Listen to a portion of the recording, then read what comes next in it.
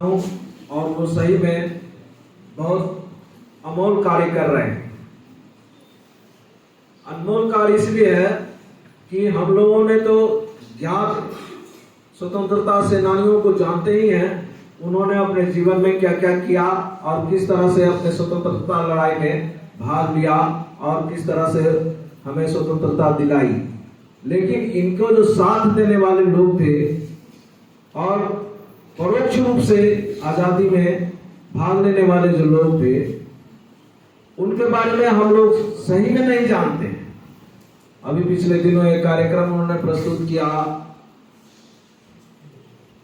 Doctor Smita ने ही, जो कि आप लोगों ने पीपीटी के माध्यम से स्क्रीन पर देखा।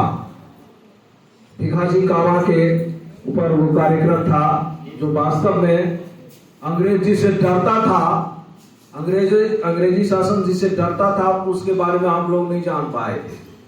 उससे पहले मैं तो पर्टिकुलर नहीं जानता था कि उन्होंने क्या क्या, नाम जरूर सुना था भिखाजी कामा का, लेकिन उन्होंने काम क्या क्या किया ये नहीं जानता। जैसे भगत सिंह के बारे में जानते हैं, उन्होंने लाहौर के संसद में जाकर के बम गिराया, ये बात तो जानते ही हैं कि उन्होंने ये काम किया। चंद्रशेखर ने जगह जगह लड़ाई की और अपने आप को अंत में गोली मार लिए। ये सब बातें तो आप लोग सब जानते ही हैं, हम लोग जानते ही हैं। लेकिन कुछ ऐसी बातें हैं जो इनको साथ देने वाले जो लोग थे, जैसे कि हमने सुना है कि भगत सिंह के साथ 2 और को फांसी की सजा दी गई थी।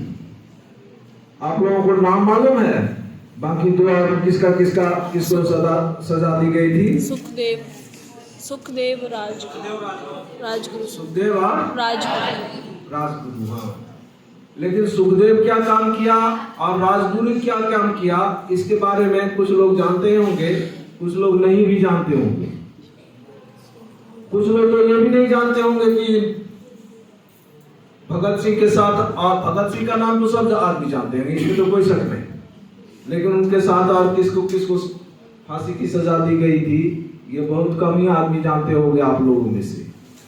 हालांकि ये बचिया बताई है तो बढ़िया बात है, आप लोगों को भी मालूम होना चाहिए।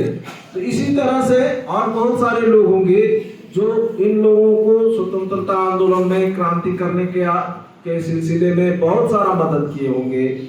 उन्हीं में से हमें किसी को ये मैडम ढूंढती है और उसके बारे में बताती है आप लोगों को, तो ये एक बहुत बड़ी बात है जो हम लोग उसके बारे में जानते हैं और जानने की कोशिश कर रहे हैं। तो मैं इसके लिए स्मिता मैडम को बधाई देता हूं और कार्यक्रम को आगे बढ़ाने के लिए उनसे अनुरोध करता हूं। धन्यवाद।